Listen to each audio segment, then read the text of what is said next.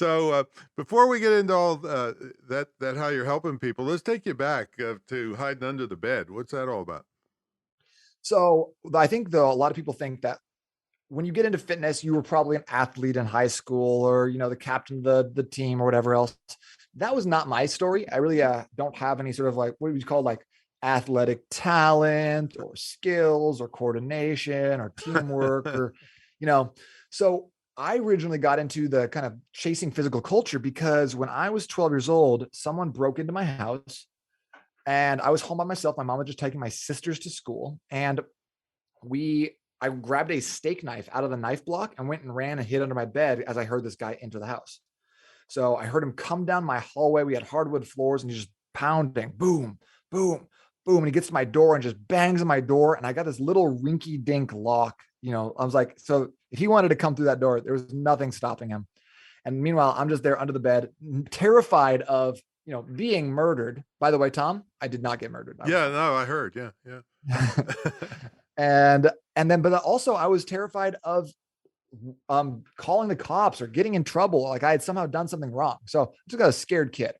So How old were at you at that this point? moment, 12, 12. Okay. yeah, 12 going on like 9. So at that point, I just really felt like I don't ever want to feel like I can be put in a position like this again. I don't want to feel powerless. I don't want to feel like I've been stripped of my autonomy and I'm kind of no recourse.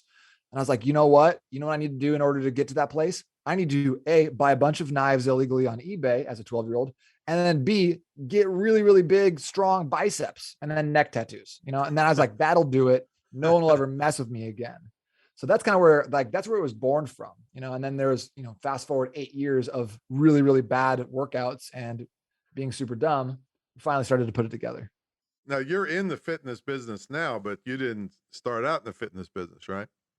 That's right. Yeah, I started off in sales and marketing, and I got a job in 2009 after I graduated from college. I don't know if you remember, but the job market in 2009 was not great for newly graduated people. All the jobs out there were like, "Hey, you're gonna need about 15 years of experience for our entry level, and we're starting you off at $6 an hour."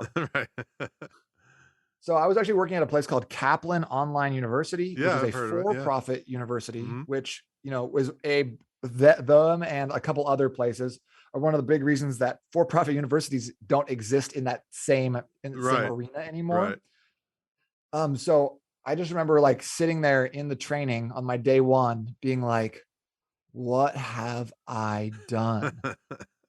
Because like I've had jobs before, but I was mostly in sales, setting my own hours, reaching out to my own clients, so it was kind of this like, I had still had a lot of control and autonomy.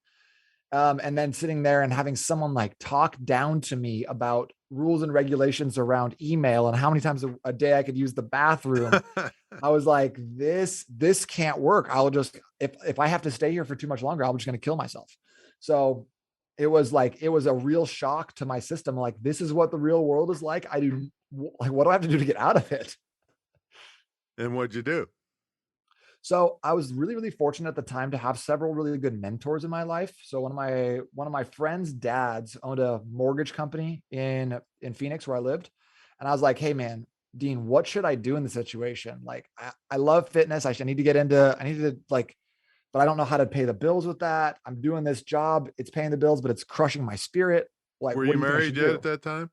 No, no, I Okay. was not married. My now wife, then girlfriend, had been together for about 3 years.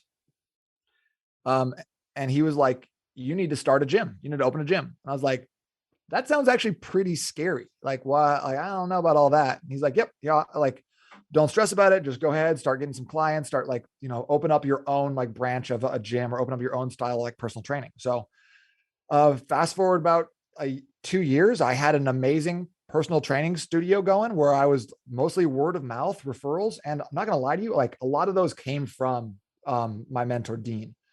So he was sending me people being like, hey, you got to check out this guy. And I felt like, I was in a really like great position to have gotten started off with a couple clients from him.